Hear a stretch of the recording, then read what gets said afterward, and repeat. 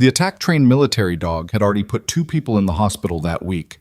He'd torn through a muzzle, shattered a handler's forearm, and sent a veteran K9 specialist running for the exit with blood soaking through his sleeve. 3 facilities had refused to take him back. So when the dog exploded through the doors of a small Montana animal hospital, all 94 pounds of rage and combat muscle, every person in that room pressed themselves against the walls. Every person except one. A nurse in worn scrubs, tired eyes. Nobody special. She stepped forward, and the dog stopped like he'd hit a wall. Before the story goes any further, if you've never been here before, hit that subscribe button right now, because the kind of story you're about to hear doesn't come around often. Follow along to the very end, because what happens in this hospital over the next few days will change everything you think you know about the people quietly working around you. And when you're done, tap that like button and drop a comment telling me what city or country you're watching from. I want to see exactly how far this story has traveled. Now, let's go back to the beginning. The morning Wren Calloway almost quit her job started the same way every morning, started at Cascade Ridge Animal Medical Center, with someone talking over her. She was in the middle of charting a post-op golden retriever named Biscuit, stylus moving fast across the tablet, when Dr. Marlowe Fitch walked in and started dictating to the room like Wren wasn't already handling it. Biscuit's drain needs to be checked. Someone pull the chart and log the overnight vitals. Wren didn't look up. Already done. Drain output was 12 milliliters, down from 19. Vitals stable. I also noted some early granulation at the incision margin, so I flagged it for you. Fitch glanced at the tablet she held out, took it, and walked away without a word. That was 3 years of her life, compressed into about 4 seconds. She was 34 years old and had been a licensed veterinary nurse at Cascade Ridge for 38 months. She knew every animal in the recovery ward by name. She knew which ones needed the lights dimmed and which ones needed a hand near the kennel door before they'd settle. She knew the schedule better than the front desk coordinator, remembered medication timing better than the automated system, and she had, on 2 separate occasions, caught dosing errors before they reached patients. Errors made by people with more letters after their name than she had. Nobody thanked her for any of it. The clinic sat on the eastern edge of Deller's Crossing, Montana, a small city that existed mostly because of the interstate and a regional hospital 2 miles north. Cascade Ridge served the surrounding counties, everything from livestock consults to surgical oncology, and it had built a reputation over 20 years as one of the better facilities in the region. The building itself looked like someone had bolted a glass addition onto the front of an old farmhouse and called it modern. The parking lot was gravel. The waiting room smelled like industrial cleaner and animal anxiety. Wren had applied for the position 3 years ago because it was the only opening in a 4-county radius that didn't require a 2-hour commute, and because the job description mentioned small animal surgical support, which was work she actually knew how to do. What it hadn't mentioned was Dr. Renata Osgood. Osgood was the facility director. Mid-50s, impeccably dressed for someone who spent her days in a veterinary clinic, with the kind of controlled voice that made everything she said sound like a verdict. She had built Cascade Ridge from a 2-room practice into its current form and did not let anyone forget it. She managed her staff the way some people managed property, efficiently, with minimal sentiment, and with a clear sense of what everything was worth. Wren, in Osgood's framework, was support staff. Skilled support staff, maybe. But the distinction was enforced. She was not invited to case reviews. She was not consulted on treatment plans. When she offered observations, and she had stopped doing it as often because the pattern was clear, they were either ignored or absorbed quietly and later repeated as someone else's idea. The technician who worked the morning shift with her, a 26-year-old named Darcy Kloss, had once told her, without any apparent malice, that the vets didn't really need to hear from nurses during rounds. They like to think out loud, Darcy had explained. It's not personal. Wren had smiled and gone back to work. She was good at that, going back to work.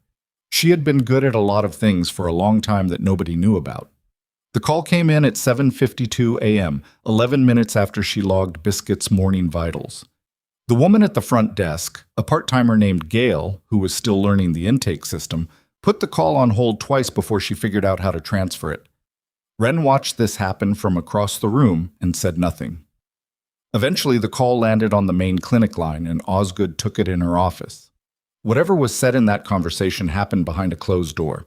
What Wren knew was that by 8:15, Osgood had called a brief all-staff to the main corridor and announced that a former military working dog was being transported to Cascade Ridge under emergency circumstances and would arrive within the hour. The animal's name was Dax.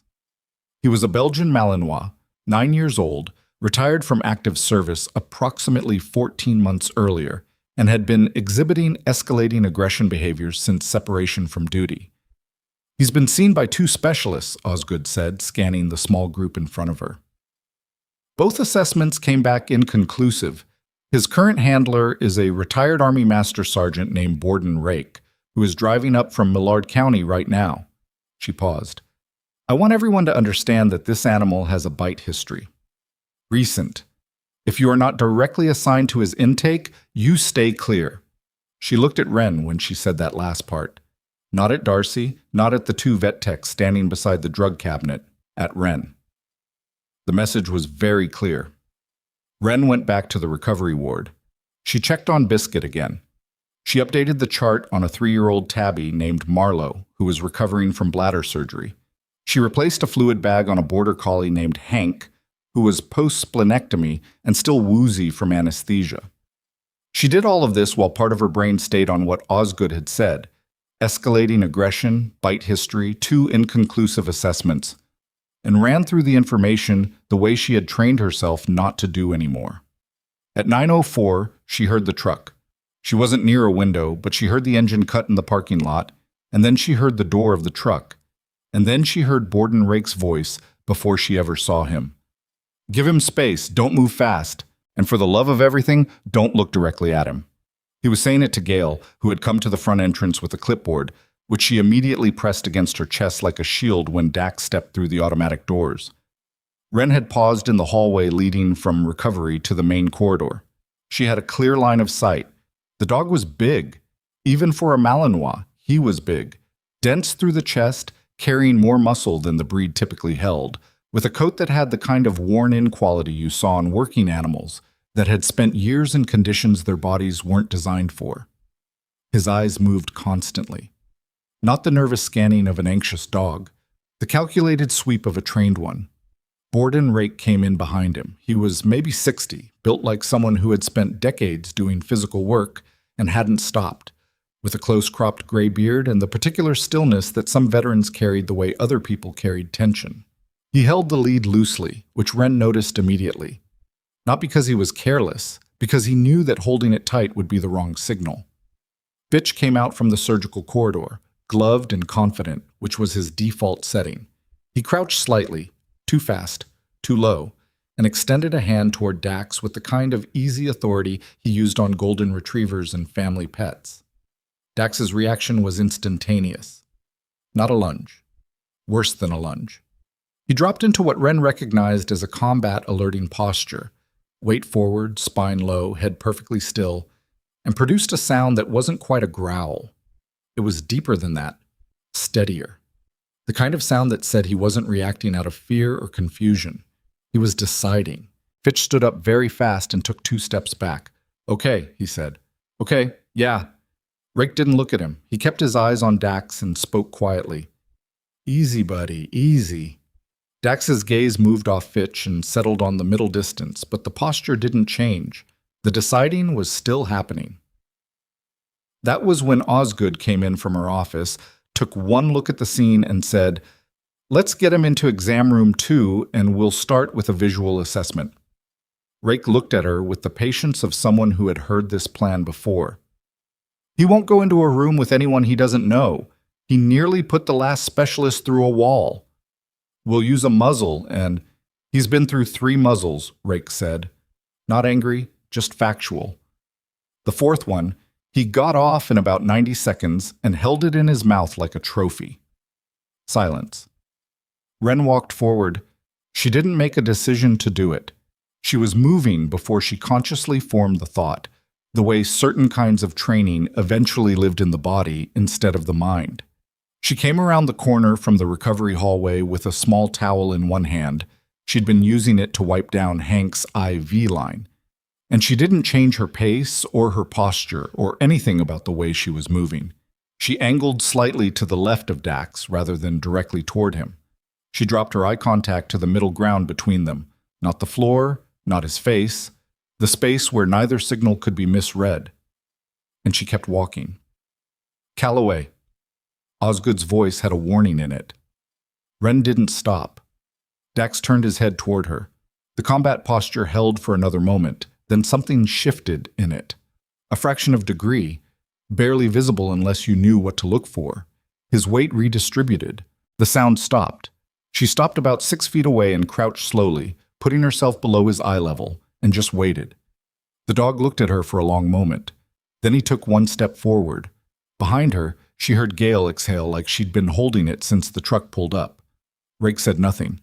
But when Wren glanced up at him, his expression had changed in a way she recognized.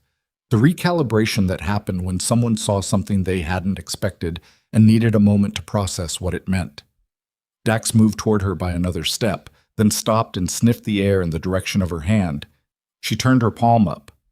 Didn't reach for him, just let the hand be there. His nose dropped toward it. "He's not dangerous," she said quietly, to no one in particular. "He's hurting." Fitch, still several feet back, said, "He nearly broke a specialist's arm last week."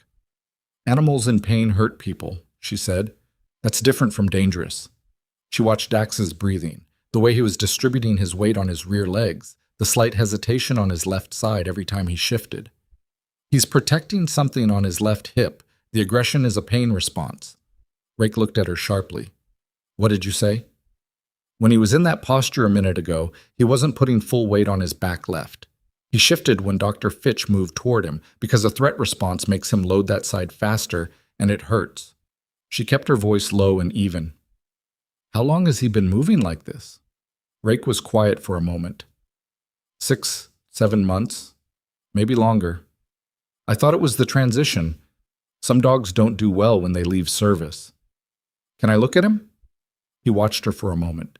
Then he looked at Dax, who had not moved from the space near her hand, and something in Rake's expression settled into a decision. "Yeah," he said. "Go ahead." Osgood stepped forward. "We should get him into an exam room before we start any—" "He's not going into a room," Wren said. "Not yet. We can do a basic assessment right here." The silence that followed had a particular texture to it. Osgood was not accustomed to being spoken over by support staff in her own clinic. Wren knew this. She did it anyway. She moved her hand slowly until her fingers were near Dax's shoulder, watching his response. Ears, tailbase, breathing, cataloging each one the way she'd learned to do in a different place, a different life, under fluorescent lights in a prefab medical unit in conditions she didn't think about unless she had to. The dog tolerated the contact, more than tolerated. He leaned into it by a degree that told her something about how much he'd been starved for handling that didn't carry threat or confusion with it. She worked down his left side with careful pressure, reading muscle tension the way a language, until she reached the hip joint and felt the flinch. Not an aggressive flinch, a pain flinch, involuntary. Dax turned his head and looked at her, and in that look was something that she had seen before in animals that had been working through serious injury for a long time. The expression of something that had adapted to hurting and couldn't remember what it felt like to not.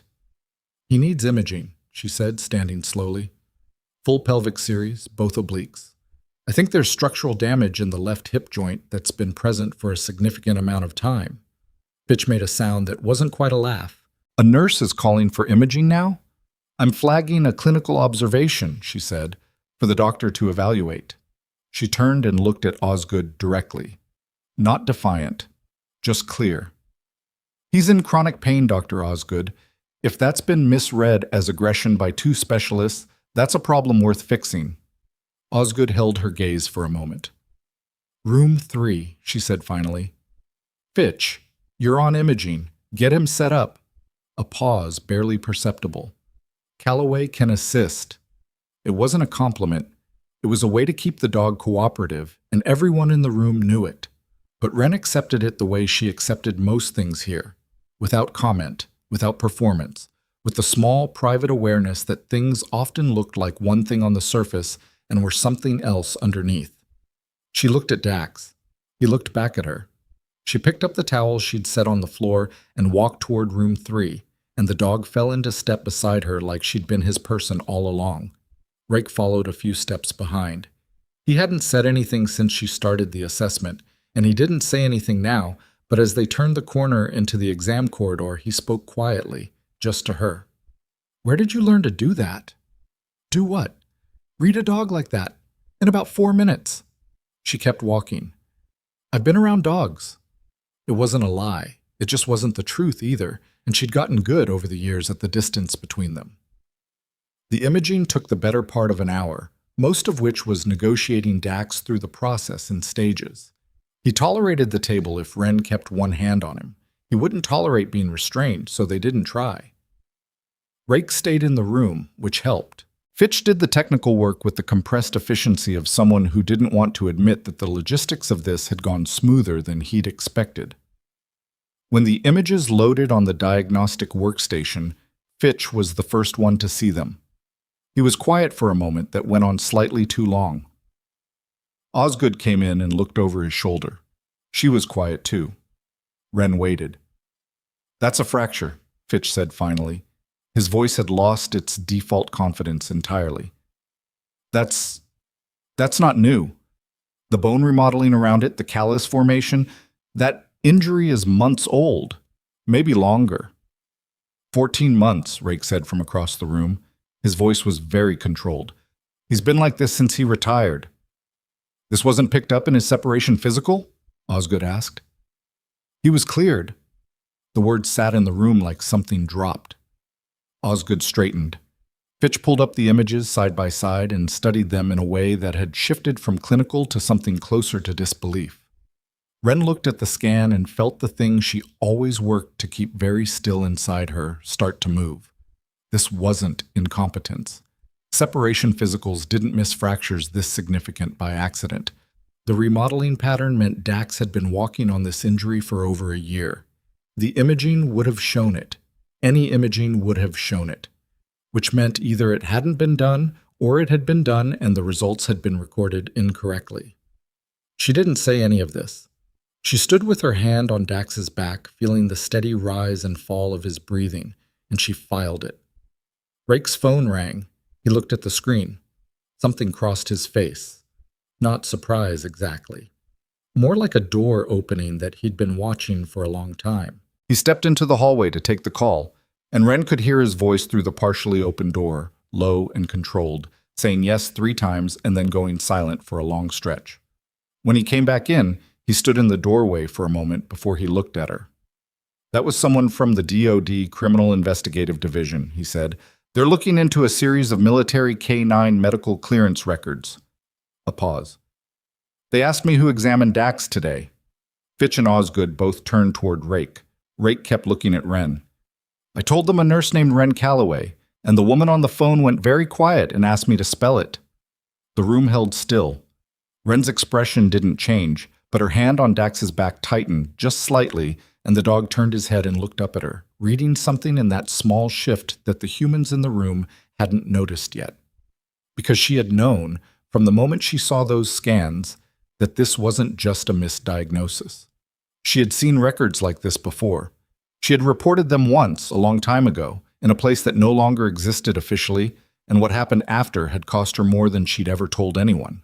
And now, 14 years later, in a gravel lot animal clinic in Montana, it had found her again. She didn't move right away. That was the thing Rake noticed later, when he thought back on that moment in the exam room. How everyone else in that space had reacted to what he'd said with their bodies before their brains caught up. Fitch shifting his weight, Osgood straightening, Gail hovering in the doorway with her clipboard going still. But Wren Calloway just stood there with her hand on Dax's back, and the only thing that changed about her was something in her eyes that came and went so fast he almost missed it. Not fear, not guilt, something older than both of those things. "They asked for me by name," she said. "Spelled it back twice," Rake confirmed.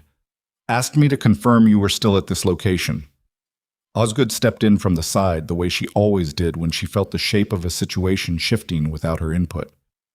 "I'm sorry. The Department of Defense has an active inquiry, and it involves one of my staff members?"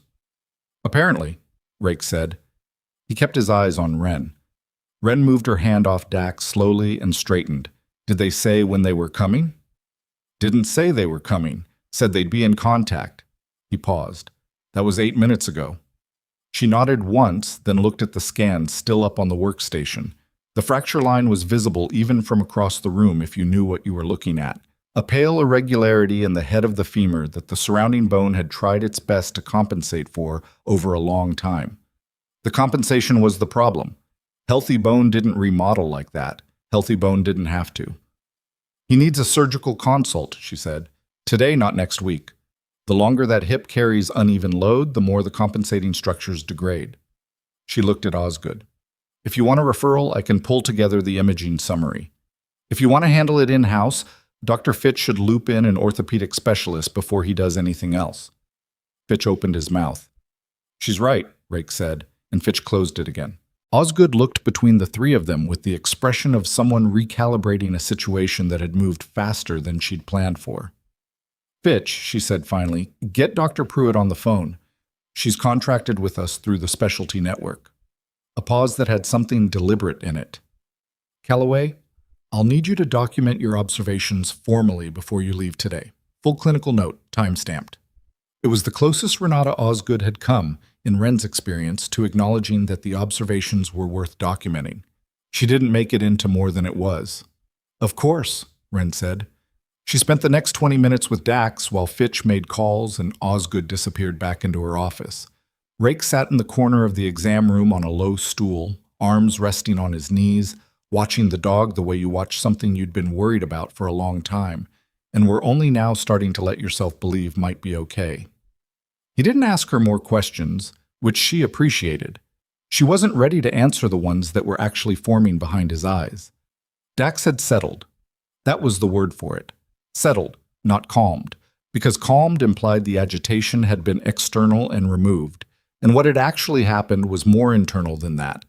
He was lying on the padded exam table with his head on his forepaws, and every few minutes he'd look up at Wren with the particular quality of attention that working dogs gave to people they'd decided to trust, which was different from affection. It was more serious than affection. It was closer to a contract. She checked his gum color, his lymph nodes, his coat quality. Built a picture of an animal that had been physically healthy in most respects for most of his life, and had then been failed in one specific and significant way by people whose job was not to fail him. She knew how that felt. Not as a dog, obviously, but she knew the particular experience of being let down by a system you'd operated inside with full commitment, and she knew the specific quality of damage that left behind. The way it sat in the body differently than other kinds of damage did, deeper and less articulable, and harder to explain to anyone who hadn't been through something similar. Rake cleared his throat. You were Army. She didn't answer immediately. What makes you say that? The way you move, the way you assessed him, and the way you didn't react when I told you about the CID call. He turned the stool slightly toward her. Civilians react to that kind of news. You filed it. She kept her focus on Dax. I haven't been Army in a long time. What unit? A pause. Veterinary Corps. Attached to a working dog medical support element out of Fort Braden. He was quiet for a moment. I don't know that installation. It was decommissioned, she said, about 12 years ago. Which was true. It had also been decommissioned specifically, and the specific circumstances of that decommission were part of why she was standing in a gravel lot veterinary clinic in Dellers Crossing, Montana, instead of doing the work she had actually trained for, in the place she had actually belonged. She didn't tell him that part. The orthopedic specialist, Dr. Pruitt, called in on video within the hour. She was direct, clinically precise, and she reviewed the imaging without editorializing until she'd looked at it from 3 angles, and then she said, "Whoever missed this in a separation physical wasn't looking very hard," in a tone that made it sound like she was describing a math error rather than a systemic failure. She recommended surgery within the next 10 days, confirmed the procedure was within Cascade Ridge's capability with her guidance, and told Fitch she'd send over a pre-surgical protocol by end of day. Fitch thanked her and hung up. He turned to the room. He looked at the imaging on the screen. He looked at Wren. "Good catch," he said. It cost him something to say it. She could tell. He was 39 years old with a specialty certification and 12 years of practice behind him, and he was saying good catch to a nurse who'd identified in 4 minutes what he hadn't seen in the first pass of the chart summary. She didn't rub it in. She didn't do anything with it at all. Just nodded and went back to the clinical note she owed Osgood before the end of shift. The note took her 45 minutes. Not because it was complicated, she could have written the clinical observations in 10, but because she was also doing something else while she wrote it. She was thinking about the fracture and the separation physical, and the 2 specialists before her who'd both come back inconclusive, and she was building a structure in her head that she did not like the shape of. Inconclusive didn't mean unlucky twice. Inconclusive, in her experience, sometimes meant directed. She finished the note, saved it to the system, and flagged it for Osgood's review. Then she clocked out at 20 minutes past her scheduled end time and walked through the recovery ward to check Biscuit and Hank before she left, because that was what she did every day. And today was not different in that respect. Biscuit was awake and attempting to look pitiful in a way that suggested he was recovering well. Hank was asleep with one paw extended through the kennel bars, which was also normal. She turned off the ward lights and walked out to the parking lot. Rake was leaning against his truck. She stopped. "Thought you left," she said. "Almost did." He straightened. "I want to ask you something, and I want you to tell me the truth." She waited. "What do you think actually happened to him? Not medically, the other part." The parking lot was quiet, 6 in the evening, and the sky was doing what Montana skies did in October, which was going dramatic without warning. The clouds had moved in from the northwest, and the light was coming through them at the kind of angle that made everything look slightly more significant than it was. She thought about what to say. She had a habit of precision in language that sometimes meant she was slower to answer than people expected. "I think his injury was present at separation," she said. "I think a physical examination that included any imaging at all would have found it. I think 2 specialists coming back inconclusive on a dog with a year-long fracture is a number that doesn't make sense statistically." "So you think the physical was falsified?" "I think there's a gap between what the records say and what the imaging shows, and someone with the right authority could explain that gap, and they should be asked to." Rake looked at the ground for a moment. "He's not the only one," he said. "I've talked to other handlers, dogs that got cleared and then fell apart within 6 months of separation, dogs that went aggressive the minute they stopped working." He looked back up at her. "Everyone told us it was adjustment, behavioral, PTSD equivalent." "Sometimes it is," she said, "and sometimes it's a broken hip that nobody documented." She didn't answer. She didn't need to.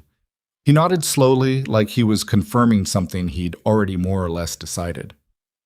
"The CID call wasn't random," he said. "They've been building something for a while.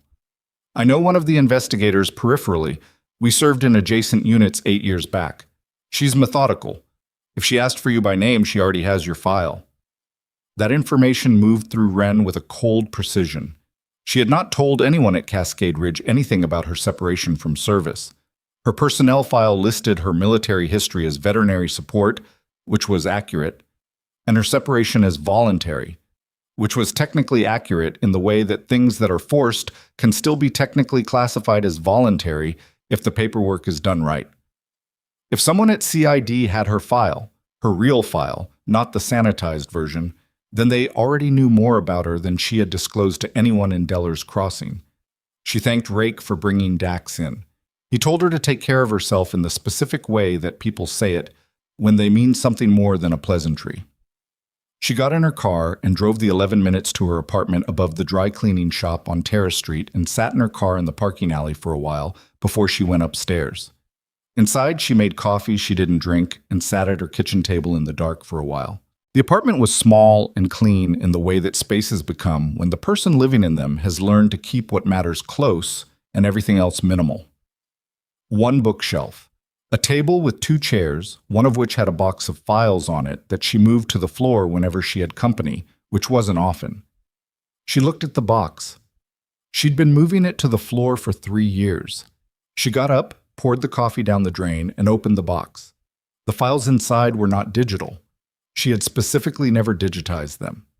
Paper had a kind of permanence that systems with administrative access didn't, and she'd understood that lesson before she fully understood why it mattered. There were 11 folders, Each one had a date on the tab in her own handwriting and a reference code that she'd developed herself, not based on any official system, specifically because it wasn't official. She pulled the fourth folder and opened it. The documents inside were copies. The originals had gone places she'd never confirmed the fate of, fed into a process that had then been used to do nothing useful with them, and ultimately to remove her from her unit under the kind of pressure that doesn't leave fingerprints in official records. But she'd kept the copies. She'd kept them in a waterproof case in the bottom of a storage locker in 3 different cities over 14 years, and when she settled in Deller's Crossing, she'd finally brought them home, because she was tired of paying storage fees on something she'd decided she was never going to use. She stared at the dates on the documents. The separation physical records she'd flagged 14 years ago were for dogs from a specific contractor, a company called Merit Tactical Supply, which ran the logistics and medical clearance pipeline for military working dog separations across 4 bases. The records she'd found showed systematic discrepancies, imaging dates that didn't align with the reports generated, evaluation scores that didn't match the written assessments, a pattern that was too consistent to be accidental. She had taken that to her unit commander, who had taken it somewhere else. And then things had happened very fast and very specifically in the direction of her. She set the folder down and sat back in the chair. 14 years. She had spent 14 years being very quiet, doing very careful work, not drawing attention to the things she knew and the things she'd lost because of knowing it. She'd built a small life inside the walls of a clinic where people underestimated her, and she had told herself that was fine, that usefulness didn't require recognition, that doing good work in a place where you were overlooked was still doing good work. And then a dog with a year-long fracture walked through the door, and someone at CID spelled her name twice on a phone to a master sergeant in an exam room in Montana, and the 14 years of quiet collapsed into something thin and insufficient all at once. Her phone rang at 10:47 p.m. Unknown number. Area code she didn't recognize. She picked up. "Is this Ren Calloway?" A woman's voice, measured and unhurried in the way of someone who asks questions for a living and has learned not to sound like she's in a hurry. Depends on who's asking. "My name is Investigator Dara Solis.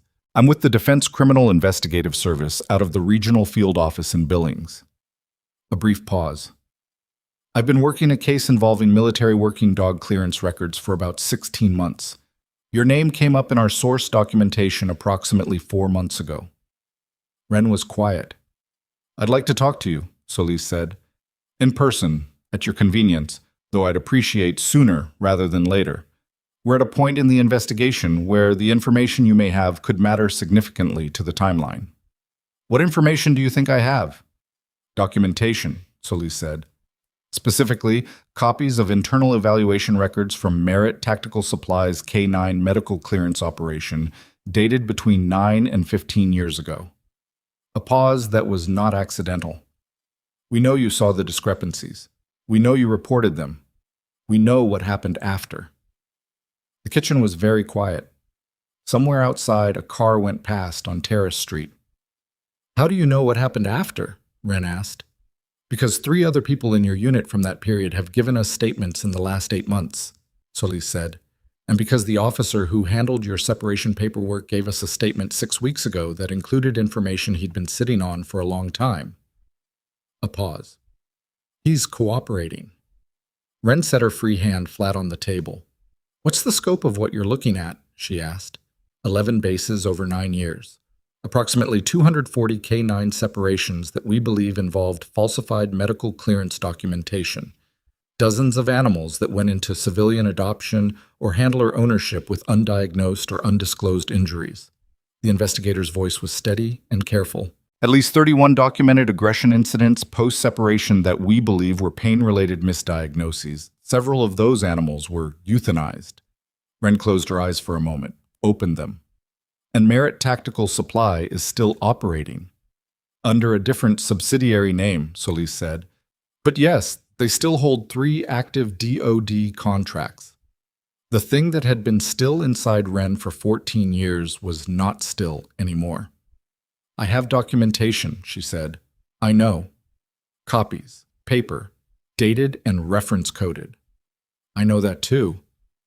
I want to understand exactly how this works before I put anything in front of anyone, Wren said. I went through this once. I'm not doing it the same way twice. That's reasonable, Solis said. And for what it's worth, the way it was handled the first time is part of what we're investigating. The officer who buried your initial report is a named subject. Wren said nothing for a moment. Outside the window, the October wind moved through the street, and she could hear it finding the gaps around the old window frame the landlord had been meaning to fix since the spring. When do you want to meet? She asked. She slept badly and woke early and arrived at Cascade Ridge before anyone else, which was not unusual. She did her morning checks, updated charts, pulled the pre-surgical protocol that Dr. Pruitt had sent over for Dax's case, and flagged it for Fitch. She did all of it with a mechanical precision that she recognized in herself as a coping pattern. The steadiness that wasn't really steadiness, but was a way of keeping everything that was moving very fast inside her from showing up on the surface. At 8:15, Osgood stopped her in the corridor. I reviewed your clinical note from yesterday, she said. Okay? It was thorough. Osgood said the word like she was testing the weight of it. More thorough than what I typically see in nursing documentation. I documented what I observed. You documented a diagnostic pathway. Osgood tilted her head slightly.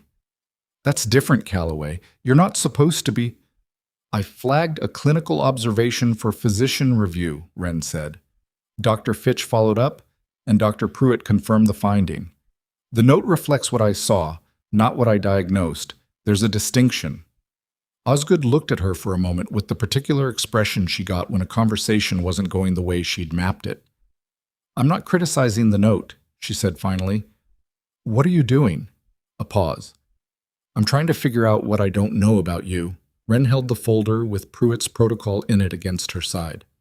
You know what you need to know for me to do my job here. That used to feel true, Osgood said. It feels less true this morning. She walked away before Wren had to decide what to say to that. The morning moved forward the way mornings did, with the particular combination of routine and emergency that veterinary work ran on. A Rottweiler came in with suspected bloat and went straight to surgery. A rabbit with suspected GI stasis needed monitoring. The phone rang 11 times before noon. At 12:30, two people walked through the front door. A man and a woman, both in plain clothes that read government the way plain clothes always did to anyone who'd spent time in institutions. Something about the posture, the shoes, the way they scanned the room before they moved into it. The woman was in her mid-40s, dark hair pulled back, and she moved with the economy of someone who had decided a long time ago that efficiency was more valuable than impression. The man was younger, broader, and carried a leather case. Wren saw them from the recovery ward through the window in the door. She'd been expecting a phone call to arrange a meeting somewhere neutral. She had not been expecting them to come to the clinic. She pushed through the door. Darcy was already at the front desk, looking between them and her intake screen with the uncertainty of someone who'd never processed a federal visitor before. The woman had produced credentials that Darcy was holding at a distance, the way people held things they were reading carefully. Investigator Solis, the woman said, looking past Darcy to Wren. And this is Special Agent Tomas Gruber. The man nodded. Wren came to the desk and looked at the credentials. DCIS Real. You came here, she said. Something moved this morning that we couldn't sit on, Solis said. Her voice was the same as on the phone. Controlled, unhurried, but there was something underneath it now that hadn't been there at 10:47 the night before. Something with an edge. We need to speak with you privately. Is there somewhere in this building we can do that? Fitch had materialized from the surgical corridor, because Fitch always materialized when anything happened that didn't directly involve him. He looked at the credentials. He looked at Wren. Is everything all right? Fine, Wren said. Conference room, she said to Solis. Down this hall. She led them back without explaining to anyone, which she would deal with later. The conference room was a narrow space with a table that seated 6, a whiteboard with old notes on it that nobody had erased, and a window overlooking the gravel parking lot. She closed the door. Solis sat. Gruber set his case on the table and opened it, but didn't take anything out yet. What moved this morning? Wren asked. Solis looked at her steadily. Merit Tactical Supply became aware that the investigation has expanded to include personnel records from your unit. We don't know the source of that information, but they became aware of it sometime in the last 18 hours. A breath. This morning, their legal representative contacted our office and filed a motion that included, among other things, a list of names that they're characterizing as hostile witnesses. Wren said nothing. Your name is on it, Solis said, along with a request for a court order compelling the disclosure of any documentation you may have retained from your military service. The parking lot outside the window was ordinary. A Subaru, a pickup. A woman walking a retriever from the side entrance, just a Tuesday. They know I kept copies, Wren said. They seem to believe you did, yes. They've believed that for 14 years, she said. They didn't do anything about it for 14 years. They didn't think the investigation would get this far, Gruber said. It was the first time he'd spoken. He had a low, flat voice, and he said it without inflection, like a statement of fact rather than an explanation. When it became clear that we had corroborating witness statements and were actively building a timeline, they shifted strategy. Wren sat down. She'd been standing, and she sat down, which wasn't weakness.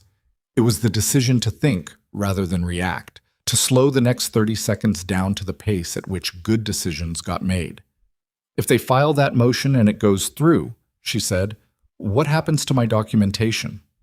They'd be compelled to turn it over in discovery to both parties, Solis said, which means Merit's legal team gets access.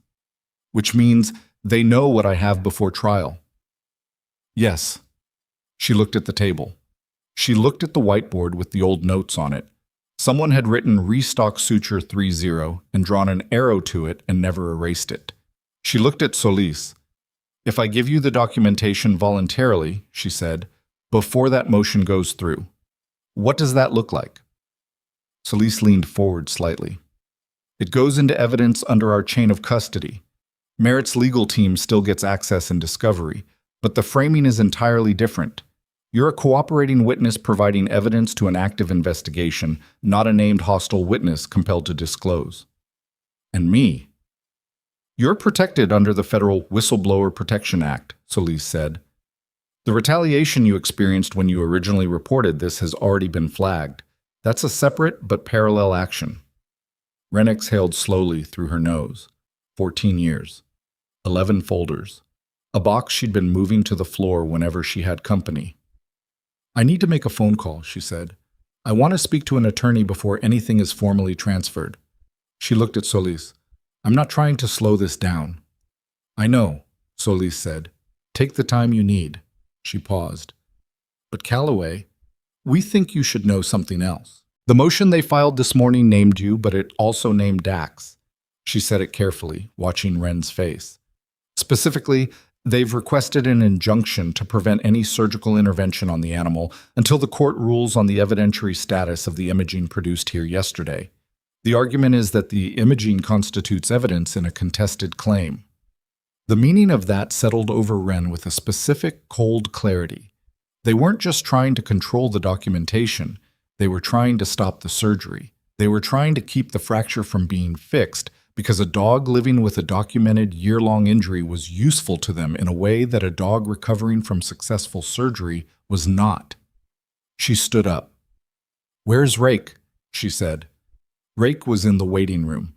He'd come back sometime that morning without calling ahead, which Wren understood without needing it explained. He was the kind of man who, once he'd decided something mattered, stayed close to it until the situation resolved. He was sitting in one of the plastic chairs near the front window with a paper cup of coffee going cold in his hand, watching the parking lot, and he stood up the moment Wren came through the corridor door with Solis and Gruber behind her. He read the room in about 2 seconds. What happened? Merit filed a motion this morning, Wren said. Part of it's an injunction to block Dax's surgery until the court rules on the evidentiary status of the imaging. Rake was quiet for a moment in the way that people are quiet when they're deciding whether to say the first thing that came to mind or the second thing. He went with neither. How long does that take? A court ruling? Could be days, Solis said from behind Wren. Could be longer. Depends on whether the judge expedites. He's in pain right now, Rake said. His voice was flat and factual, and underneath it was something that wasn't quite anger, but was in the same neighborhood. I know, Ren said. So what do we do? She looked back at Solis. Can the injunction be challenged? It can be. Our office is already preparing a response, but we need to be realistic about timing. Solis had her hands in her jacket pockets, standing in the middle of the waiting room with the kind of composure that didn't come from being unbothered. It came from being bothered a lot over a long time and learning to operate inside it. The argument we're making is that delaying medically necessary treatment constitutes harm to the animal and that Merit's legal basis for the injunction is procedurally weak, but we need documentation from this facility to make that case, specifically a veterinary assessment stating that the surgical delay presents a concrete and time-sensitive medical risk. Ren turned toward the corridor. I'll get Fitch. She found him in the surgical prep room, going through post-op supply inventory with the focused energy of someone who'd heard things happening in the clinic that he didn't have context for and had responded by doing something productive. He looked up when she came in. Federal investigators, he said. And now you need something from me. I need you to put in writing that delaying Dax's surgery beyond a specific window presents a measurable increase in risk of permanent joint damage, she said. Not an opinion, a clinical assessment, backed by the imaging and Dr. Pruitt's consult notes. He set down the inventory clipboard. Is that actually true? Yes. The longer a fractured hip carries compensatory load, the more the surrounding structures degrade. Ligament laxity, cartilage wear, secondary muscle atrophy. After a certain point, the surgical outcomes get significantly worse. How long is the window? Pruitt's protocol puts it at 10 days from initial imaging before the risk calculus changes substantially. We're at day 1. Fitch looked at her for a moment. And if I write this assessment and it goes into a federal proceeding, then it's a clinical document in a federal proceeding, she said. Written by the attending physician of record. That's what it is. He was quiet for another moment. He was not a bad doctor. She'd thought so sometimes, in the frustrating early months when she'd cataloged his dismissiveness and his habit of taking credit and his default condescension toward nursing staff, but she'd recalibrated over time. He was a good doctor who was sometimes a difficult person, which was a more complicated thing to work around. Get me the imaging and Pruitt's notes, he said. I'll have something written in an hour. 30 minutes would be better. He looked at her again with the particular expression of a man who was revising something and hadn't finished yet. 30 minutes, he said. She went back to the waiting room and relayed this to Solis, who was on her phone. Gruber had his laptop out on one of the waiting room chairs and was typing with the steady rhythm of someone filing something formal. Rake was standing near the window with his arms crossed, watching the parking lot again. There's something else, Solis said when Ren finished. She'd hung up the phone. The motion they filed this morning, it was filed at 6:47 a.m. Ren waited. The CID call to Sergeant Rake's phone yesterday was at approximately 9:15 a.m. Solis kept her voice neutral, but her eyes were specific. That means Merritt filed the motion before we contacted him, before we had any reason to know that Dax's examination here would produce imaging relevant to the case. The waiting room was quiet for a moment, except for Gruber typing. They had someone inside, Rake said. He said it like it wasn't a question. We don't know that, Solis said. What we know is that the timeline doesn't work if the information moved through normal channels. Someone communicated the situation at this facility to Merritt's legal team before we made contact. She looked at Ren. Who knew about the imaging results before you left yesterday? Ren thought through it carefully. Fitch, Osgood, Rake, me. Gail at the front desk was in the doorway briefly. Darcy was in the hall. She might have heard parts of the conversation. I need you to think about who had access to the imaging system remotely. Does your facility have cloud-based records? Yes. Osgood moved everything to a shared platform 2 years ago. The imaging uploads automatically. Solis and Gruber exchanged a look. Who has administrative access to that system? Gruber asked. He'd stopped typing. Osgood, Fitch, and the practice manager, a woman named Lyda Pruitt. Ren paused. Pruitt is part-time. She does billing, insurance, and records compliance. She's contracted, not employed directly. Gruber opened a new window on his laptop. Ren did not say what she was thinking, which was that Lyda Pruitt had been contracted to Cascade Ridge for approximately 2 years, And that 2 years ago was also when Osgood had switched the facility to the cloud-based records platform, and that these two facts sitting next to each other in her mind had a shape that she didn't like. She went back to the corridor and stood at the window of the recovery ward for a moment, watching Biscuit breathe in his kennel, because she needed 30 seconds of something simple before she processed what was happening at a structural level. What was happening was this. She had spent 14 years building a quiet life specifically because she understood that the thing she knew made her a target, and she had managed that by being invisible. And now in the space of less than 48 hours, she had become visible in every direction at once. The investigators needed her documentation. Merritt's legal team wanted to suppress it and had moved faster than they should have been able to. Someone with access to this facility's record system had communicated information to the wrong people before they should have had it. And Dax was in a kennel at the back of the building with a fractured hip, unable to have surgery because a company with active DoD contracts had filed a legal motion specifically designed to keep him hurting while they bought time. She went back to the waiting room and looked at Solis. "I'm ready to formally cooperate," she said. "I'll provide the documentation. I'll give a full statement, whatever the process requires." She paused. "But I want something in return." "What?" "I want to know that the injunction gets challenged today." "Not filed for challenge, challenged, argued, in front of a judge." She kept her voice level. "He's been in pain for over a year because of what this company did. I am not going to hand over 14 years of documentation while they use a legal motion to keep a dog suffering for another week." Solis looked at her for a moment with the expression of someone recalibrating their read of another person. "I'll make a call," she said. "Thank you." Fitch's assessment came in at 27 minutes.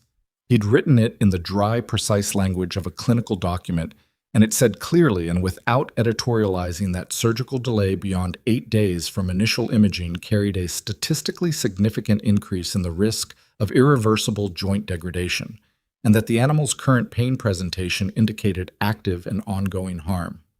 He'd signed it and had Osgood countersign it, which was its own small surprise. Gruber scanned it and filed it within 4 minutes. At 2:40 p.m., Solis received a call that lasted 6 minutes. When it ended, she came back to the conference room where Wren was sitting with a cup of coffee. She was actually drinking this time and told her that a federal judge in Billings had reviewed the emergency motion to challenge the injunction and ruled in favor of delaying it pending a hearing scheduled for the following morning. "That's not a win," Solis said. "It's a pause. The hearing tomorrow is where it actually gets decided." "But Dax isn't having surgery today regardless," Wren said. "No, not today." She absorbed that. "What do you need from me tonight?" "Your documentation. We need to take formal possession before the morning hearing so we can reference it in the argument." Solis sat down across from her. "And I need you to walk me through it, not just hand it over. I need context. Dates, your methodology, what the discrepancies looked like to you, how you tried to report it, and what happened. The full picture." "How long will that take?" "As long as it takes." Wren nodded. She thought about the box in her apartment, the 11 folders, the reference codes she'd developed in a prefab unit in Fort Braden under fluorescent lights while her career was ending around her. She thought about the specific document in the 4th folder, the one that showed the merit evaluator's signature on a clearance form dated 3 days before the imaging it was supposed to be based on. 3 days before. The imaging hadn't happened yet when the clearance was signed. She'd been 29 years old when she found it. She'd thought it would matter immediately. She'd been wrong about the timeline, but she had not been wrong about the substance, and she'd carried that distinction inside her for 14 years, like something load-bearing. "I'll take you to my apartment," she said. "The documentation is there." They drove in separate vehicles. Solis rode with Wren. Gruber followed in the government vehicle. On the way, Solis asked questions in the steady, unhurried way she had, and Wren answered them directly, and by the time they pulled into the alley behind the dry cleaning shop, she'd told Solis more about her military service than she'd told anyone in Deller's Crossing in 3 years. The apartment was as she'd left it. The box was on the floor near the table, which was where she'd moved it the night before when she'd opened it. She put it on the table and opened it, and Solis put on gloves, and they went through it folder by folder, in a process that took 3 hours and 40 minutes and involved a lot of careful silence and occasional questions that Wren answered carefully. The clearance form, signed 3 days before the imaging, was in folder 4, as she'd remembered. There were also, in folder 7, internal communication records she'd obtained through a source she'd never identified to anyone. Handwritten notes from a logistics coordinator at Merit who'd flagged the same discrepancies internally and been told to discard them. She'd kept those records because they showed that the falsification wasn't accidental, wasn't a clerical error, wasn't one evaluator cutting corners on one form. It was systematic, it was discussed, it was decided. Solis looked at the notes for a long time without saying anything. "How did you get these?" she finally asked. "Someone gave them to me," Wren said. "Who?" "I don't know. They were in my locker the morning after I filed my internal report. I never found out who put them there." Solis looked at her steadily. "You held on to documents that came to you anonymously for 14 years. "I held on to evidence," Wren said. "The provenance is what it is, but the content is verifiable. The dates, the signature patterns, the handwriting. You can verify the content independent of how I got it." "We can," Solis agreed. She put the notes in the evidence folder with the care of someone handling something they'd been looking for. By 9 that evening, the documentation was formally logged, photographed, and in federal custody under a chain of evidence protocol that Gruber managed with the thoroughness of someone who understood that how evidence was handled mattered as much as what the evidence contained. Wren signed a witness statement. Solis told her the hearing was at 9 the following morning in Billings and asked if she could be available by phone. "I'll be there in person," Wren said. Solis looked at her. "You don't have to be." "I know." After they left, she sat at the kitchen table in the quiet apartment and did something she hadn't done in a long time, which was nothing, not productive nothing, not reviewing something in her head or planning the next step or cataloging the risk profile of a situation. Just nothing. Just the apartment and the empty box and the sound of the street outside. Her phone rang at 11:22 p.m. Not Solis, not Rake. A number she didn't recognize with a Montana area code. She let it go to voicemail. The voicemail was 32 seconds long, and it was a man's voice, not young, with the specific quality of someone who'd been trained in corporate communication, smooth on the surface with something coiled underneath it. "Ms. Calloway, my name is Harlan Doss. I represent Merit Tactical Supply in the current legal matter. I want to be very clear that this call is not a legal contact. My office is not attempting to contact a represented witness. You should consider this a professional courtesy. We're aware that you've provided documentation to the DCIS tonight. We're also aware that some of that documentation was obtained through channels that may themselves be legally problematic. I would encourage you, and I mean this genuinely, to speak with your own attorney about the full scope of what you've handed over before tomorrow's hearing. Some things, once they're in the record, are difficult to walk back for everyone involved. I hope you have a peaceful night." She played it twice. Then she called Solis. Solis picked up on the second ring, which meant she wasn't asleep, which meant other things were moving tonight that Wren didn't have full visibility into. "They called me," Wren said. A brief silence. "When?" 11:22. Left a voicemail. A man named Harlan Doss. I know that name. The edge that Wren had heard underneath Solis's composure the day before was more present now. He's their lead counsel. Wren, that call is a problem for them, not for you. A lead attorney cold calling a cooperating witness the night before a federal hearing. That's the kind of thing that gets brought up in front of a judge. He was careful about the language. Said it wasn't a legal contact. Doesn't matter. The intent is visible. Wren could hear Solis moving, the sound of a door. "Don't delete the voicemail. Don't call back. I'm going to reach out to our legal team right now." A pause. "Are you okay?" The question landed differently than she expected. Not because it was unexpected. Solis was thorough. She asked the relevant questions. But because it was the first time in the last 48 hours that anyone had asked it, and she hadn't realized she'd been waiting for it. "I'm fine," she said. "I've been sitting on this for 14 years. One phone call at 11 p.m. isn't the thing that breaks it." "Okay," Solis said. "Get some sleep. I'll have someone outside your building tonight as a precaution." You don't need to." I know I don't need to. The firmness in her voice was not unkind. Good night, Wren. She slept 6 hours and woke up without an alarm at 5:15, which was her body's default, and drove the 2 hours to Billings in the dark with the heat on and a travel mug of coffee in the cup holder and the radio off. She spent the drive not rehearsing what she'd say if called to speak, and not reviewing the documentation, and not building a case in her head. She'd done all of that. The work was done. What came next was whatever it was. The federal courthouse in Billings opened at 8.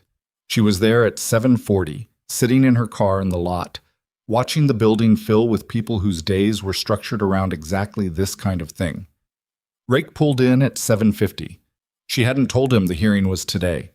She looked at him through the windshield as he got out of his truck, and he looked back at her, and she got out of her car. Solis told me, he said. You didn't have to come. No, he agreed. I didn't. They walked in together. The hearing lasted 2 hours and 40 minutes. Wren sat in the gallery with Rake and watched Solis and the DCIS legal team lay out the argument against the injunction with a precision that was almost architectural, each piece placed with clear reference to the one before it. The imaging, Fitch's assessment, Dr. Pruitt's protocol, and the timeline showing that Dax's surgical window was contracting in real time. Merritt's legal team, led by Harlan Doss in person, a man in his 60s with the practiced calm of someone very expensive, argued that the imaging constituted contested evidence in a pending legal matter and that the medical urgency claim was speculative. The judge asked Doss directly whether his client was prepared to accept liability for any permanent injury sustained by the animal during a court-imposed surgical delay. Doss said that wasn't the relevant legal question. The judge said she'd decided what the relevant legal question was. The injunction was dissolved at 11:47 a.m. Wren heard Rake exhale beside her.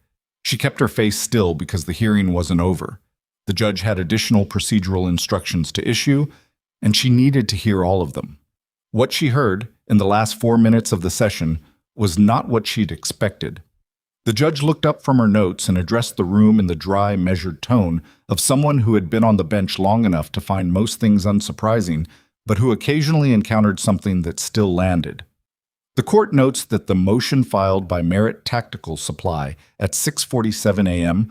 on the date in question preceded by a significant margin the DCIS contact that prompted the evidence collection at Cascade Ridge Animal Medical Center, she said. The court further notes that this timeline raises questions about information access that are not addressed in the current filing. She looked at Doss.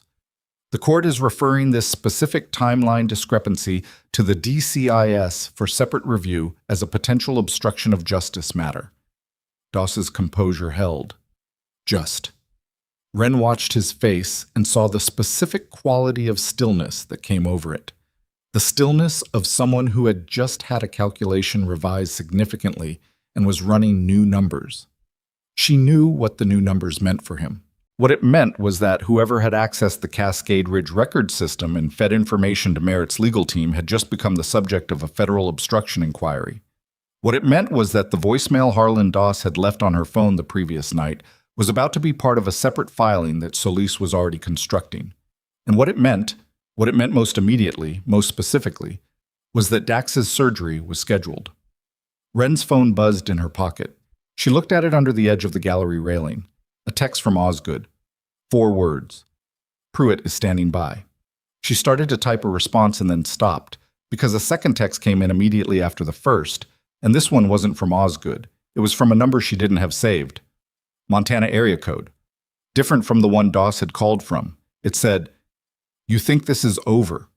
You don't know what you opened. The documentation you gave them is the least of it. There are names in the secondary records you haven't seen yet, people still in active service. If those names come out the way you think they will, the people attached to them will make sure the problem gets addressed at the source." She stared at the screen. At the source was not an ambiguous phrase. Rake was watching her. He'd seen her face change. "What is it?" She turned the phone so he could read it. He read it. His jaw set in a specific way. Around them, the courtroom was processing out, the quiet bustle of a concluded session, people gathering papers and moving toward exits. Solis was at the front of the room, speaking with the DCIS attorney. Nobody was looking at Ren. Rake looked at her with an expression that had moved past the recalibration she'd seen in him before into something more immediate. "You need to show that to Solis right now." "I know." "And Ren." He kept his voice low. "If there are people in active service connected to this, people who know the investigation just got handed a referral on obstruction." "I know," she said again. She stood up and moved toward the front of the room, phone in hand, the text still on the screen, and the thing that had been load-bearing inside her for 14 years had shifted into something new. Not lighter, not heavier, but different in shape, the way the same weight feels different depending on how it's distributed. She was halfway to Solis when her phone rang. The screen read, DCIS Billings Field Office. Not Solis's cell, the main office line. She answered. The voice on the other end was not Solis. It was a man she didn't know, and he spoke quickly and with the particular urgency of someone delivering information that had just changed the shape of a situation. "Ms. Calloway, we need you to come directly to our office. Do not leave the building." A pause. "We've just been notified that a complaint has been filed with the Montana State Veterinary Board alleging that you practiced veterinary medicine without a license during your examination of the animal at Cascade Ridge Animal Medical Center 2 days ago. The complaint is from Merit Tactical Supply's legal team. It was filed 11 minutes ago." She stood in the middle of the courtroom gallery and held the phone against her ear and let the man finish speaking. He gave her a case number. He gave her the name of the board investigator assigned. He told her the complaint alleged that she had performed a diagnostic physical examination and called for imaging on an animal without veterinary licensure, which constituted unlicensed practice under Montana State Code. She thanked him, hung up, and turned to Rake. "They filed a licensing complaint against me with the State Veterinary Board," she said. 11 minutes ago. Rake stared at her. "For what?" "Examining Dax." He processed that for a second. "You're a veterinary nurse. That's your job." "The complaint characterizes what I did as a diagnostic examination performed outside the scope of nursing licensure." She was already moving toward Solis at the front of the room. "It's not going to hold, but it doesn't need to hold. It just needs to create enough procedural noise to complicate my status as a witness." Solis saw her coming and read her face and stepped away from the DCIS attorney she'd been speaking with. Ren told her in 60 seconds flat. Solis listened without interrupting, which was one of the things Ren had come to recognize as a specific skill, the ability to receive information without performing a reaction to it. "Show me the text first," Solis said. Ren showed her. Solis photographed it with her own phone, then looked up. The licensing complaint is harassment dressed as procedure. It's also a tactical error on their part. She said it with the controlled certainty of someone who'd been waiting for the other side to make exactly this kind of move. Filing a retaliatory complaint against a cooperating federal witness the same morning the court refers an obstruction matter for review. That's not strategy. That's panic. "I know what it is," Ren said. "I also need to know if it affects my standing today." "It doesn't. Your witness statement is already in the federal record. The complaint doesn't retroactively alter that." A pause. "But we need to document the timeline publicly and fast. Come upstairs." The DCIS field office occupied the 4th floor. Ren followed Solis into an elevator that smelled like old carpet and bureaucracy, and Rake followed without being invited, and nobody told him not to. The office was open plan with a glass-walled conference room at the far end. Gruber was already there, which meant he'd gotten here before them, and that told its own story about how fast things were moving. Solis closed the conference room door. "The text," she said. "Let's talk about it. People still in active service. How specific do you think that is?" "Specific enough that they sent it," Ren said. "If it was a bluff, they wouldn't have been precise about the framing. They said secondary records. That's not language someone uses unless they know what's in the secondary records." "What secondary records?" Rake asked from the corner where he'd positioned himself against the wall in the way of someone who'd spent a career being useful in rooms where he wasn't officially supposed to have a role. Ren looked at Solis. When I went through the folders last night, there's a folder I described to you as reference records. Contact information for the logistics chain at Merit.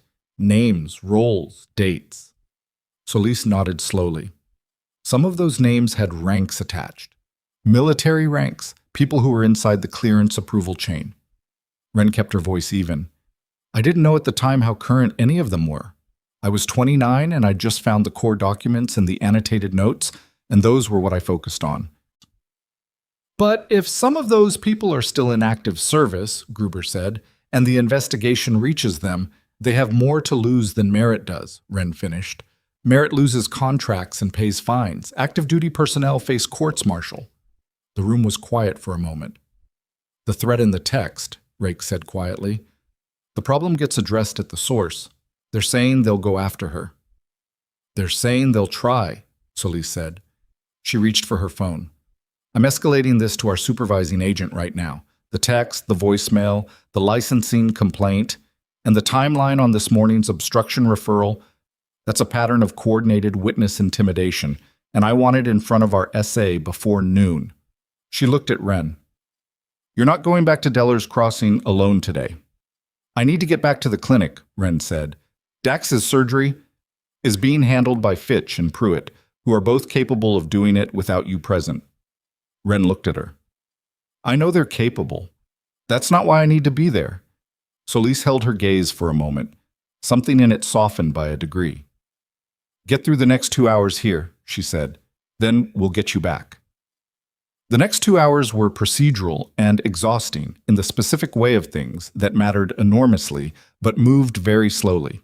Wren gave a supplemental statement that incorporated the text message and the voicemail.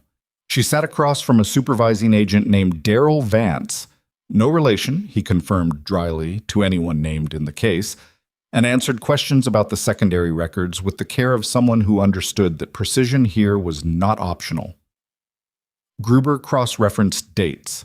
A woman from the legal team who arrived at 11:30 reviewed the licensing complaint and told Wren flatly that it was frivolous and that they'd have a response filed with the state board by end of business. At 12:40, Solis came back into the conference room with the specific energy of someone who just received information that had changed the shape of the day. Lita Pruitt, she said. Wren had been waiting for that name. She accessed the Cascade Ridge imaging system remotely at 11:18 p.m. the night before Merritt filed the injunction, Solis said. We pulled the access logs from the records platform with a subpoena this morning. She downloaded Dax's imaging files and the clinical note you wrote. A pause. She also accessed the intake record that included Borden Rake's contact information and military designation. Rake's expression did a specific thing. She handed them my service record. She handed them enough to know that we'd make contact with you quickly once we identified the case connection. They needed to file before we did. Solis sat down. Pruitt's attorney called our office 40 minutes ago. She wants to cooperate.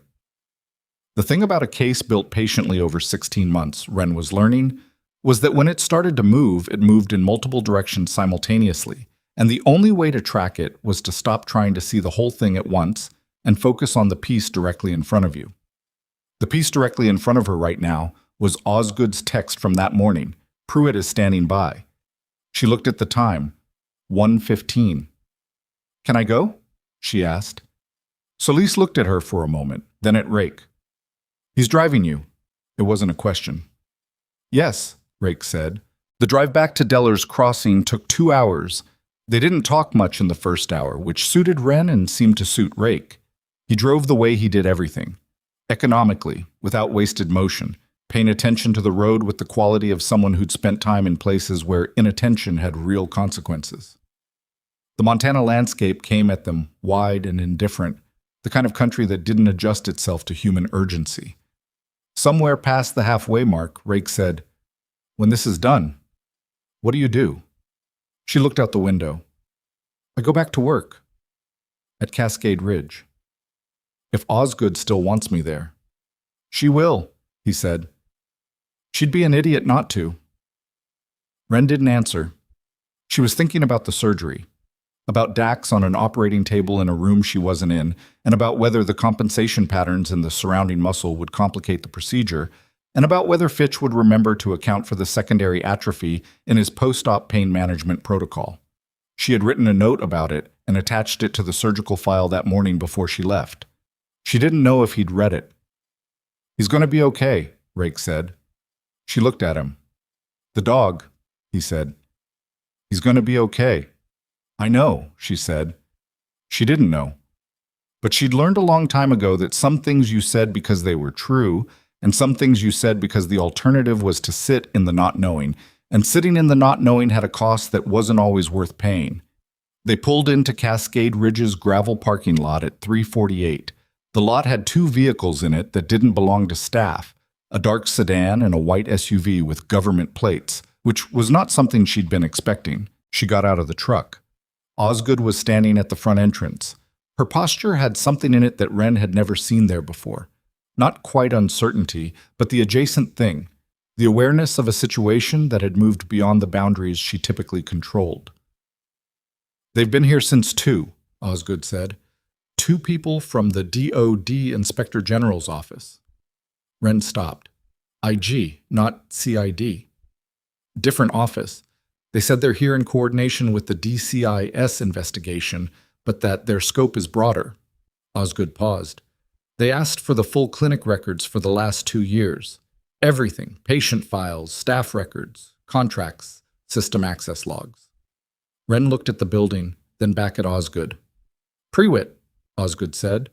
It landed flat and specific. "She's cooperating with the federal investigation," Wren said. "She had remote access to your records system. She's the source of the information Merritt used to file ahead of the investigation."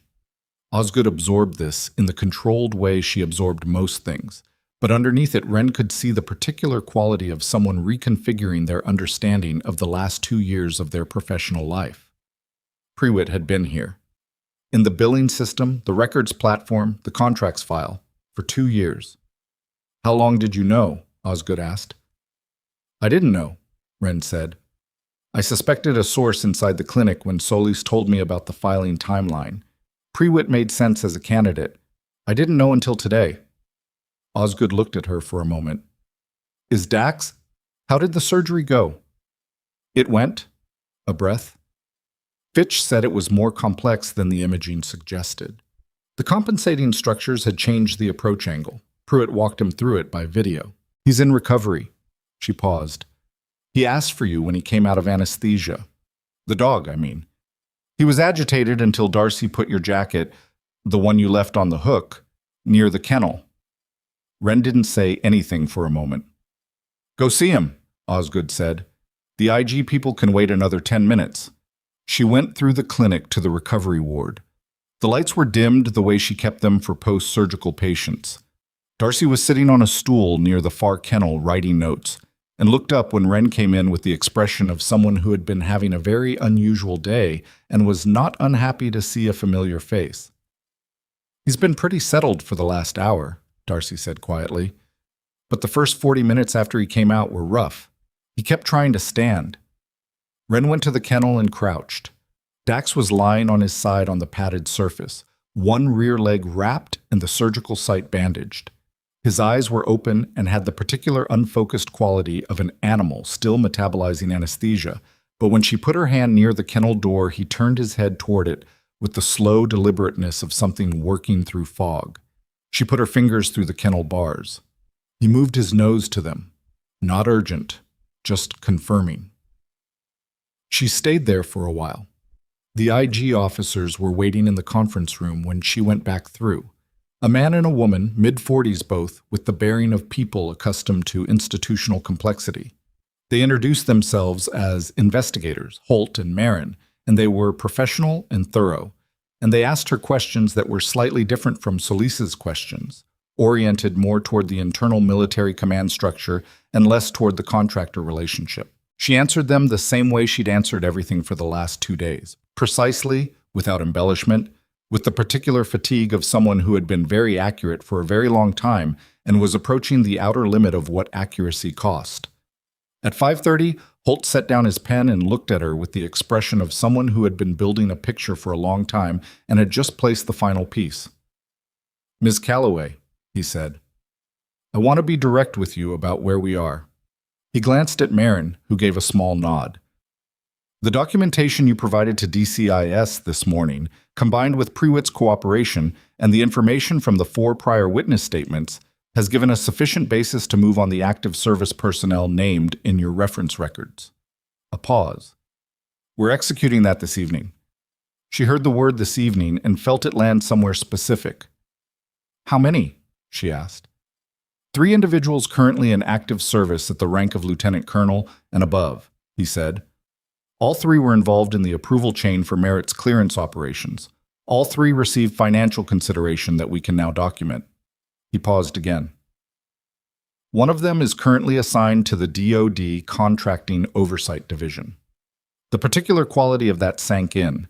The person responsible for overseeing the contract under which Merit was currently operating was one of the people who'd helped Merit falsify the records that created the need for oversight. It was circular in the way that real corruption was circular. Not dramatic, not clever, just a loop that stayed closed because everyone inside it had a reason to keep it that way. "The individual who sent you the text message this morning," Marin said. "We believe we've identified him. He's connected to the 3rd name on our list. He'll be interviewed tonight." Wren looked at the table. "Is the threat credible?" "We're treating it as credible," Holt said, "which is why we'd like to discuss your security arrangement for the next several days while the service actions are processed." Outside the conference room window, the parking lot was going dark in the October way, early and sudden. The light dropping off the gravel and the fence line and the edge of the building. Somewhere in the back of the clinic, a dog made a small sound. Not Dax, someone else, one of the recovering patients, and then went quiet. She told Holt and Marin that she'd cooperate with whatever security arrangement they thought was appropriate. She meant it, but her mind was already somewhere else, running the thread of the day from the courtroom at 9 a.m. to the conference room at 5:30, from the injunction dissolved to the names being moved on tonight, from the text that said the problem gets addressed at the source to Harlan Doss in his expensive suit watching his case restructure itself in real time in front of a federal judge. Doss. She stopped. "The licensing complaint," she said. "The one Merit filed with the State Veterinary Board this morning." "Already flagged," Marin said. "Our legal team contacted the board directly. The complaint will be reviewed in the context of the federal retaliation pattern." "That's not what I'm asking about." She looked at Holt. "Who authorized Doss to file it?" A brief pause. "Merit's executive leadership," Holt said. "Standard procedure for their legal team is Merit's executive leadership was notified of this morning's hearing outcome at approximately noon," she said. "The injunction was dissolved. The obstruction referral was on the record.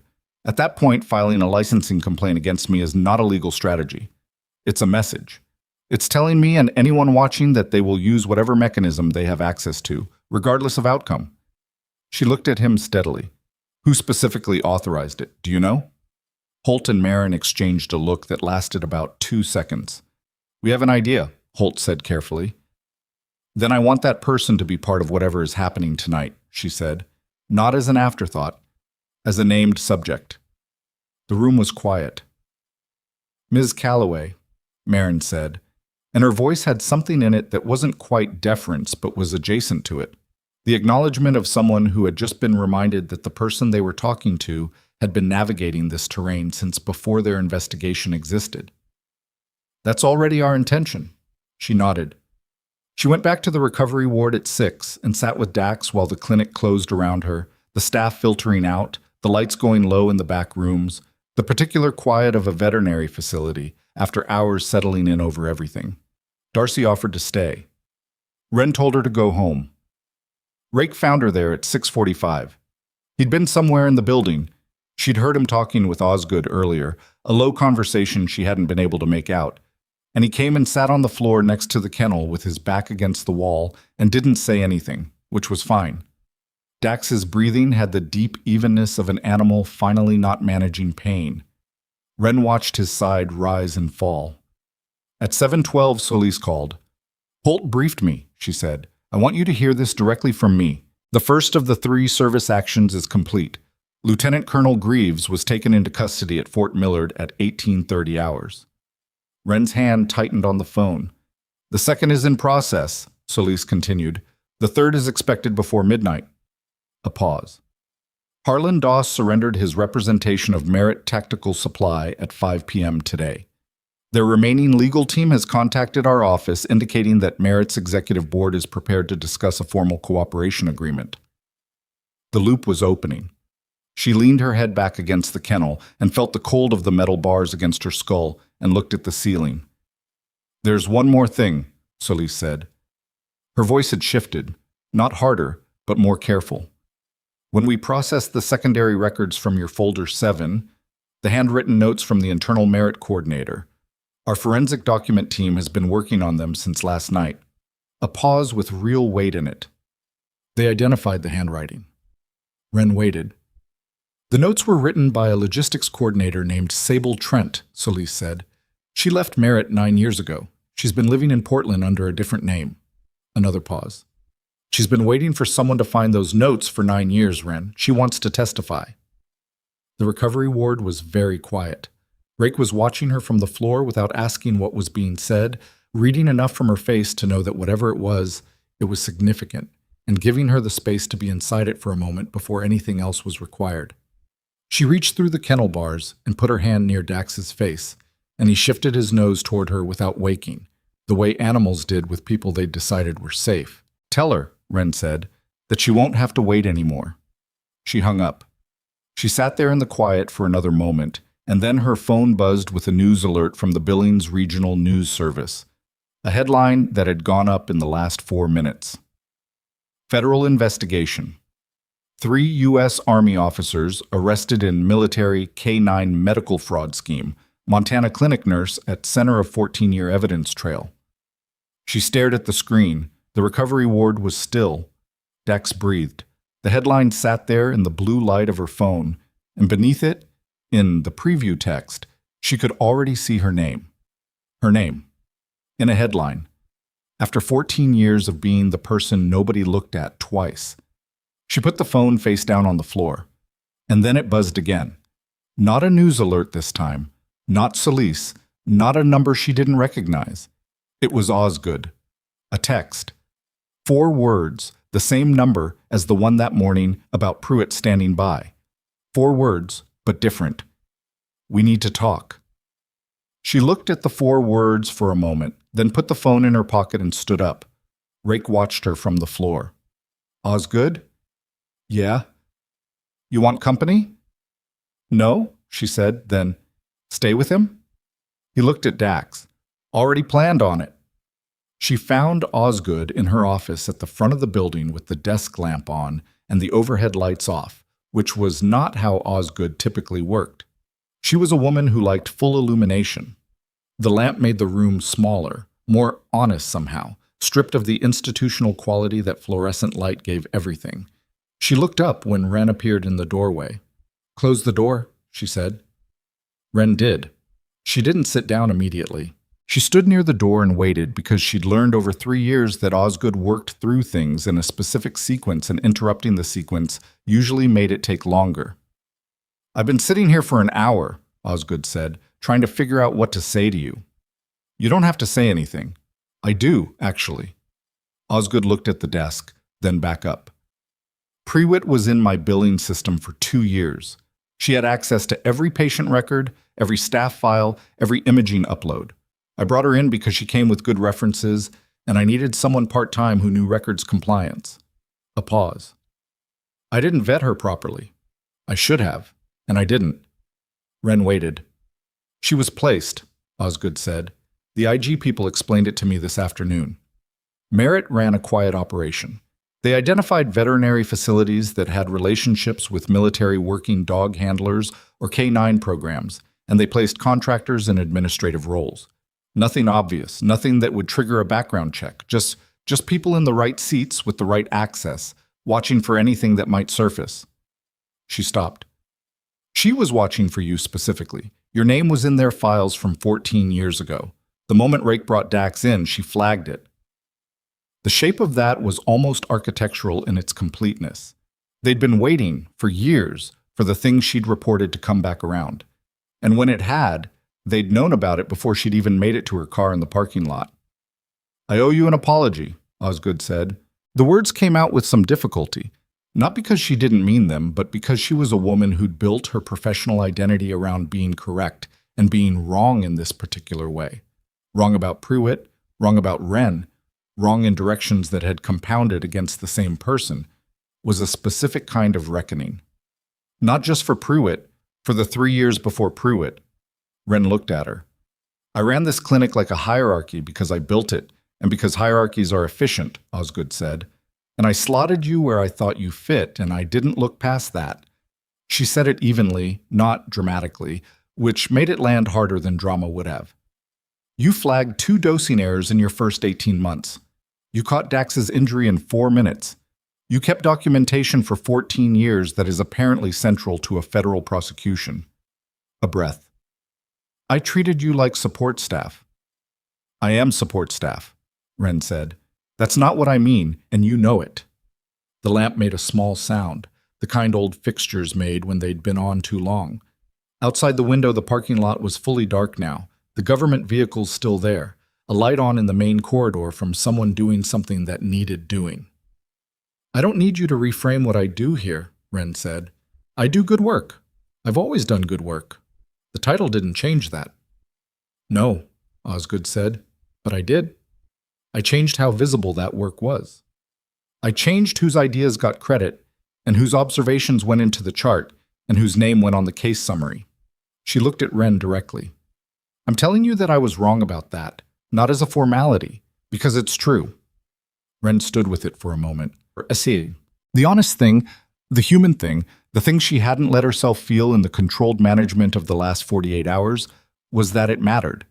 She'd told herself for 3 years that it didn't matter, that usefulness was its own reward and recognition was a vanity, and she'd believed about 60% of that and spent the other 40% in a kind of low-grade grief that she hadn't named because naming it would have required her to sit inside it. It mattered. Osgood saying it mattered. Okay, she said. Osgood nodded once. I'd like you to stay. I wasn't planning to leave. Good. Osgood straightened slightly, the reflex of a woman returning to operational mode because that was where she was most comfortable. The IG people want to interview me tomorrow morning about Pruitt and the records access. I assume that's routine. It is. And Dax's post-surgical care. I want you primary on that. I was going to be anyway. Osgood almost smiled. It didn't quite make it all the way to her face, but it got close. Good night, Calloway. Good night. She went back to the recovery ward. Rake was on the floor where she'd left him, back against the wall, and Dax was still sleeping with the deep regularity of something finally resting without defense. She sat down on the opposite side of the kennel and put her back against the wall too, and the two of them sat in the quiet ward while the clinic settled around them, and neither of them said anything for a long time. At some point, Rake said, "It's over, isn't it?" "The hard part is," she said. "The rest of it takes a while." "The rest of what?" She thought about it. "The trial, the board review of my military record, the veterinary board complaint resolution, the coordination between DCIS and the IG office on the personnel actions." She looked at the ceiling. Sable Trent coming in to testify, that one especially. "Who's Trent?" "The person who put the notes in my locker 14 years ago," she said. "She didn't tell me. She just left them and walked away and hoped they'd eventually matter to someone." Rake was quiet for a moment. "They mattered." "They did." He stretched his legs out in front of him and looked at Dax through the kennel bars. "What happens to him now?" "Surgery was successful. Post-op protocol is 4 to 6 weeks of controlled rest, then graduated rehabilitation. If the joint responds the way I expect it to, he should have full weight bearing by week 8. She paused. "He'll have some limitation. The compensation patterns in the surrounding muscle change the joint mechanics over time. He'll probably have better days and worse days for the rest of his life. But he'll be okay." "He'll be okay," she said. "He'll just be okay differently than he would have been if this hadn't happened." Rake nodded slowly. She had the sense he was applying that to something other than the dog, and she let him. She slept badly on the cot in the break room and was up before 5, which was normal. She did her rounds. She checked Dax, changed his fluid bag, documented his overnight vitals. She checked Biscuit, who was recovering with the cheerful persistence of a dog who had decided that being unwell was inefficient. She updated charts. She was doing what she always did. The difference was that today, when Darcy came in at 7:30 and said good morning, she said it with something in her face that hadn't been there before. Not pity, not the particular discomfort of someone near a situation that was larger than they'd expected, but a kind of recognition that Wren hadn't seen from her in 3 years. "How is he?" Darcy asked. "Good. Stable. He tried to stand twice overnight, but settled when I talked to him. Do you want me to sit with him while you get breakfast?" Wren looked at her. "Yes," she said. "Thank you." She ate in the break room and read the news on her phone because the news had become directly relevant to her life in a way she was still adjusting to. The story had developed overnight. The regional piece from the night before had been picked up nationally.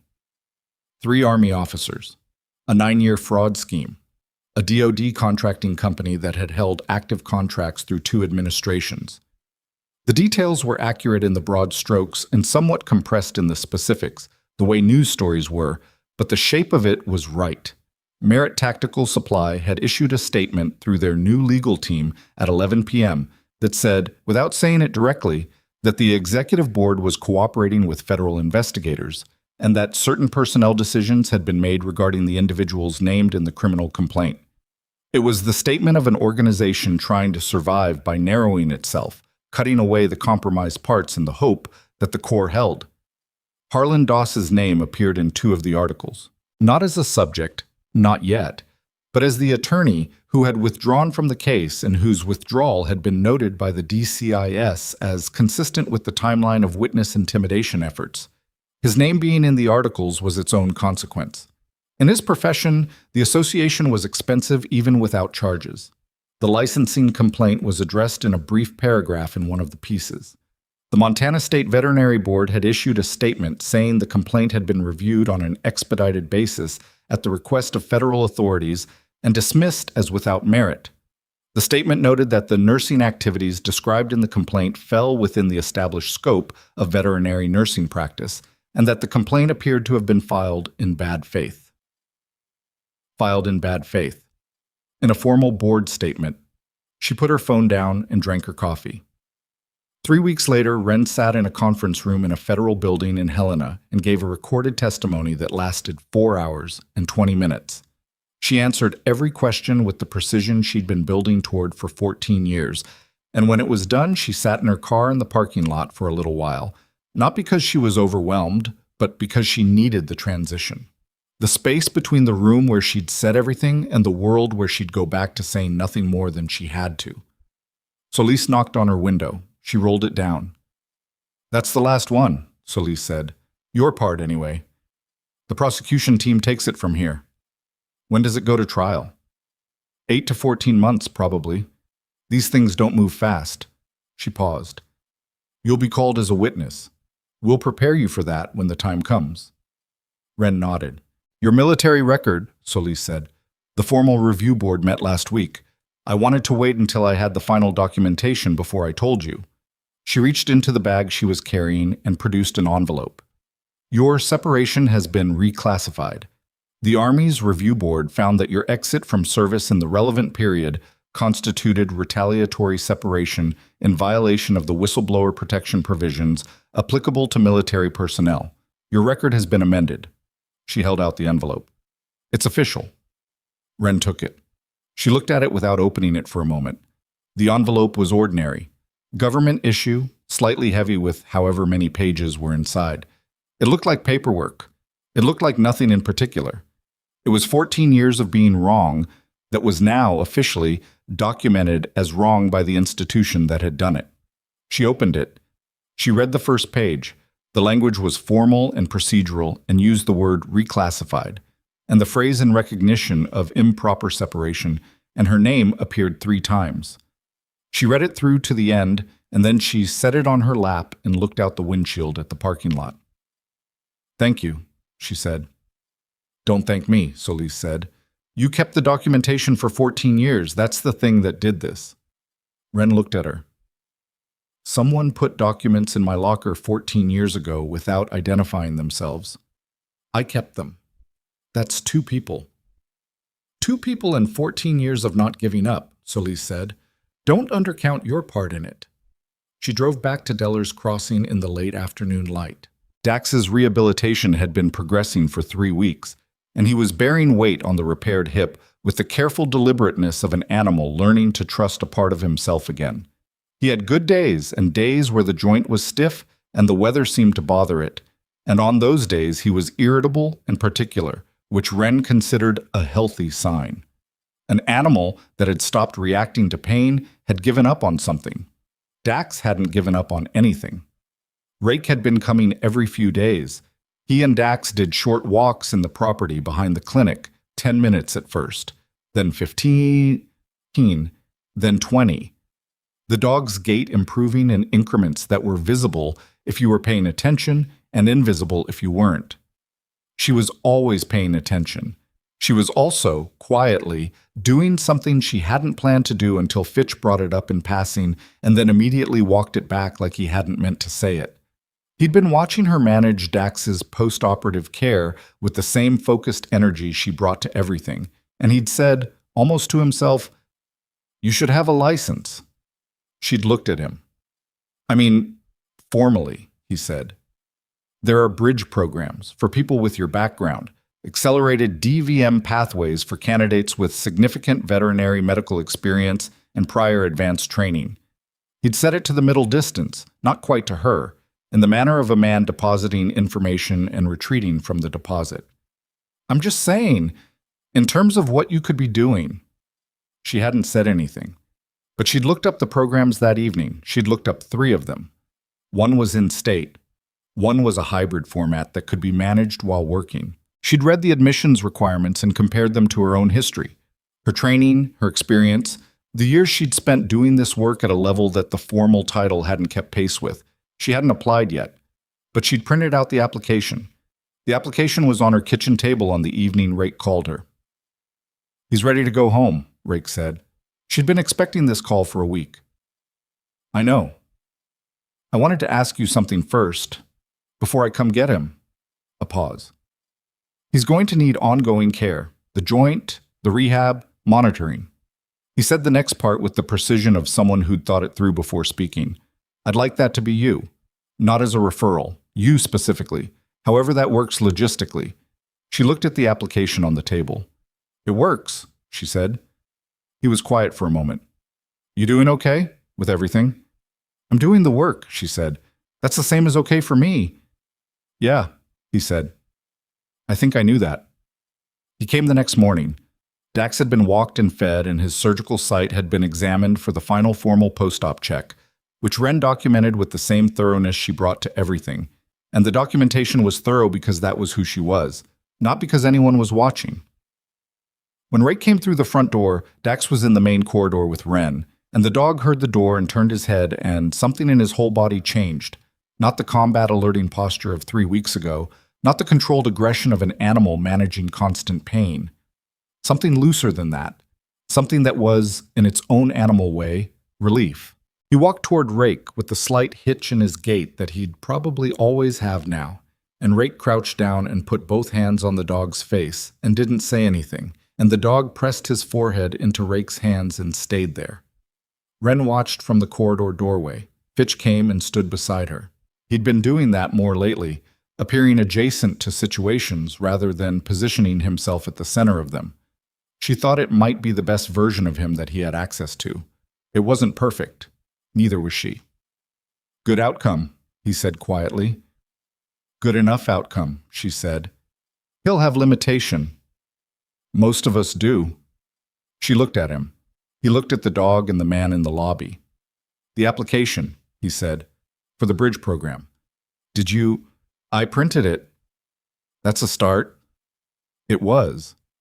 It was also not nothing, which was the thing about starting that people underestimated. Starting when you'd been invisible for a long time, when the version of yourself that the world had filed away was smaller than the actual version. Starting meant insisting, quietly and without performance, that the filing was wrong.